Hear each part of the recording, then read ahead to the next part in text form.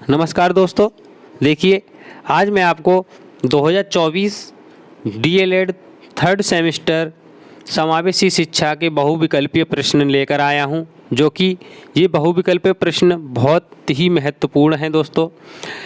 जो इस वीडियो में करीब 18-20 क्वेश्चन हैं ऑब्जेक्टिव बहुविकल्पीय प्रश्न, बहुत ही इम्पोर्टेंट हैं। आखिरी समय में ज़रूर देख कर चलें। तो चलिए पहले क्वेश्चन के साथ चलते हैं।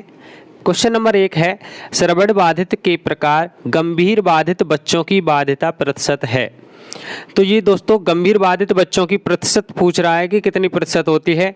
तो इसका सही उत्तर है ऑप्शन नंबर 1 70 से 89%। ऑप्शन नंबर 1 70 से 89%। जो सही उत्तर होगा उसी उत्तर पे मैं आपके लिए टिक करके सही जवाब बताऊंगा दोस्तों। नेक्स्ट क्वेश्चन, श्रवण बाधित के प्रकार पूर्ण बाधित बच्चों की बाध्यता प्रतिशत है। इसमें पूर्ण बाधित बच्चों की बाध्यता प्रतिशत पूछ रहा है, तो इसका सही उत्तर क्या होगा? Option number 1 90%। 90% होगा। क्वेश्चन नंबर 3, अस्थि बाधित के चिकित्सा विज्ञान में कितने प्रकार हैं? अस्थि बाधित के चिकित्सा विज्ञान में कितने प्रकार हैं? तो इसके कितने प्रकार हैं दोस्तों? इसका है ऑप्शन नंबर 4 6 प्रकार हैं। नेक्स्ट क्वेश्चन नंबर 4, प्रतिभाशाली बच्चों की बुद्धि लब्धि कितनी होती है? प्रतिभाशाली बच्चों की बुद्धि लब्धि कितनी होती है? तो इसका सही उत्तर है ऑप्शन नंबर 1 140 से अधिक। दोस्तों बुद्धि लब्धि से रिलेटेड एक क्वेश्चन आपके लिए ज़रूर पूछा जाएगा, या तो आपसे ये भी पूछ सकता है कि बुद्धि लब्धि का निकालने का सूत्र क्या है। तो आपके लिए ये ज़रूर याद करके जाना है। तो चलिए, बुद्धि लब्धि का जो भी सूत्र है ना, मानसिक आयु बट्टे वास्तविक आयु इंटू 100 होता है। तो चलिए next question number 5, Uttar Pradesh basic शिक्षा अधिनियम अस्तित्व में आया है। उत्तर प्रदेश बेसिक शिक्षा अधिनियम अस्तित्व में आया है, यानी कि ये कब आया है? तो इसका सही उत्तर है ऑप्शन नंबर 1 1972 ईस्वी में। 1972 ईस्वी में। क्वेश्चन नंबर 6, मनोविज्ञान शाला की स्थापना किसके द्वारा की गई? मनोविज्ञान शाला की स्थापना किसके द्वारा की गई? इसका सही उत्तर है ऑप्शन नंबर 1 आचार्य नरेंद्र देव समिति द्वारा। बहुत ही इंपॉर्टेंट क्वेश्चन है दोस्तों। Next question number 7। Question number 7 क्या कह रहा है? देखिए दोस्तों, ये कथन है, किसके द्वारा कथन किया गया है? ये विशिष्ट प्रकार या विशिष्ट पद किसी गुण या उन गुणों से युक्त व्यक्ति पर लागू होता है, जिसके कारण वह व्यक्ति साथियों का ध्यान अपनी तरफ आकर्षित करता है तथा उसे उसके व्यवहार की अनुक्रिया भी प्रभावित होती है। तो इसका सही उत्तर क्या है दोस्तों? ये कथन किसने कहा है? इसका option number 2 crow and crow के द्वारा यह कथन किया गया है।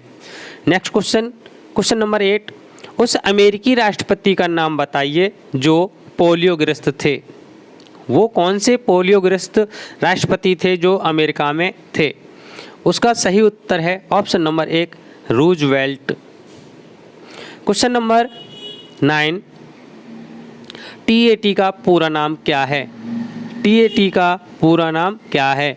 तो इसका सही उत्तर है दोस्तों option number 1 thematic apperception test.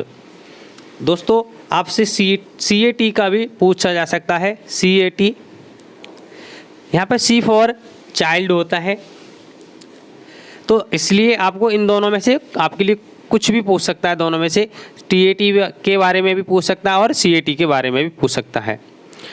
Next question number 10। Question number 10 क्या रहा है? विशिष्ट आवश्यकता वाले बच्चों को सामान्यतः कितने वर्गों में बांटा गया है? सामान्यतः बच्चों को कितने वर्गों में बांटा गया है दोस्तों? विशिष्ट आवश्यकता वाले को। इसमें सही उत्तर है ऑप्शन नंबर 3 6 प्रकार से। 6 वर्गों में बांटा गया है। क्वेश्चन नंबर 11, ये फिर से कथन आ गया दोस्तों, बहुत ही इंपॉर्टेंट हैं। 1-2 कथन जरूर पूछा जाएगा आपसे। प्राय उच्च बुद्धि लब्धि को प्रतिभाशाली का संकेत माना जाता है, अतः प्रतिभाशाली बच्चे शब्द का अभिप्राय बच्चे की उच्च बुद्धि लब्धि से किया जाता है। तो इसका सही उत्तर क्या है दोस्तों? Option number 2 Abdul Rauf. Next question क्या है दोस्तों, क्वेश्चन नंबर 12। क्वेश्चन नंबर 12 है दोस्तों, प्रत्येक बच्चे जो अपनी आयु स्तर के बच्चों में किसी योग्यता में अधिक हों और हमारे समाज के लिए महत्वपूर्ण नया योगदान कर सकें, प्रतिभाशाली बच्चों के संबंध में किसका कथन है। दोस्तों ये बात किसने कही है, तो ये है option number 1 Karl Sanik. Karl Sanik ने ये बात कही है। क्वेश्चन नंबर 13, बच्चों के संबंध में किसका स्थान है, प्रतिभाशाली बच्चों के संबंध में किसका कथन, प्रतिभाशाली बच्चों के संबंध में किसका कथन है। जो सामान्य बुद्धि से श्रेष्ठ प्रतीत हों या उन दोनों में जितना अधिक बुद्धि लब्धि से अधिक संबंधित होना जरूरी नहीं होता, अति विशिष्ट योग्यताएं रखता है। तो इसका सही उत्तर क्या है, option number 1 Prem Paricha. Prem Paricha. Next question, question number 14। ये देखिए दोस्तों, ये सूत्र आ ही गया। बुद्धि लब्धि का सूत्र क्या है, मैंने आपके लिए ऊपर बताया था, मानसिक आयु बट्टे वास्तविक आयु इंटू 100। इसका ऑप्शन नंबर 1 सही उत्तर है। जरूर याद रखना दोस्तों, 1 नंबर यहाँ पर आपका पक्का है। बुद्धि लब्धि से पूछ सकता है, सामान्य बुद्धि, जड़ बुद्धि, बुद्धि कितने प्रकार की होती हैं, कौन सी 140 से ऊपर प्रतिभाशाली बच्चे होते हैं, मतलब इस तरीके से आपसे क्वेश्चन पूछ सकता है। बुद्धि लब्धि का सूत्र पूछ सकता है, तो मैंने आपके लिए बता दिया। तो चलिए क्वेश्चन नंबर 15, बाधितों के लिए संप्रेषण तकनीक है। बाधितों के लिए संप्रेषण तकनीक है, तो इसका सही उत्तर क्या होगा दोस्तों। देखिए यहाँ पर चिन्ह भाषा का प्रयोग, ये भी सही है। ओष्ठफटन, ये भी सही है। सांकेतिक भाषा, ये भी सही है। यानी कि इसका सरकारी ऑप्शन नंबर 4 उपयुक्त सभी। सही उत्तर ऑप्शन नंबर 4 सही है। अब देखिए क्वेश्चन नंबर 16, सामान्य बच्चों की बुद्धि लब्धि होती है। देखिए दोस्तों, बुद्धि लब्धि से रिलेटेड बार बार क्वेश्चन पूछे जा रहे हैं। क्वेश्चन नंबर 16 है बुद्धि लब्धि। सामान्य बुद्धि लब्धि कितनी होती है बच्चों की, तो इसका सही उत्तर है दोस्तों ऑप्शन नंबर 1 90 से 100। 90 से 100 के बीच में आने वाली बुद्धि बच्चों की सामान्य बुद्धि कहलाती है। क्वेश्चन नंबर 17, शैक्षिक रूप से पिछड़े बच्चों की बुद्धि लब्धि होती है। या दोस्तों यहाँ पर पिछड़े बच्चों की बुद्धि लब्धि के बारे में पूछा जा रहा है। तो देखिए यहाँ पर ऑप्शन नंबर 1 85 से कम। दोस्तों बुद्धि लब्धि से एक ना एक क्वेश्चन जरूर पूछा जाएगा, ऑप्शन में ऑब्जेक्टिव में पूछा जाएगा और शॉर्ट आंसर में भी आपसे पूछा जाएगा।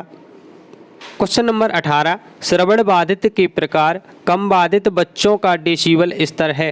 तो इसका सही उत्तर क्या है दोस्तों, इसका सही उत्तर है ऑप्शन नंबर 1 35 से 51 डेसिबल। 35 से 51 डेसिबल इसका सही उत्तर है। दोस्तों ये परीक्षा आपकी 50 नंबर की होगी। 50 में से आपके लिए पासिंग मार्किंग 25% यानी कि 50% अंक लाने ज़रूरी हैं।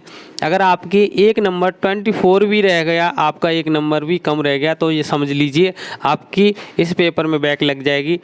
इसलिए आप अच्छे से मेहनत करके जाएं। मैं आपके लिए दुआ करता हूं दोस्तों कि आपका पेपर अच्छा जाए, आप अच्छे से पास हों, अच्छे नंबरों से पास हों और अपने माता पिता का नाम रोशन करें। थैंक यू दोस्तों।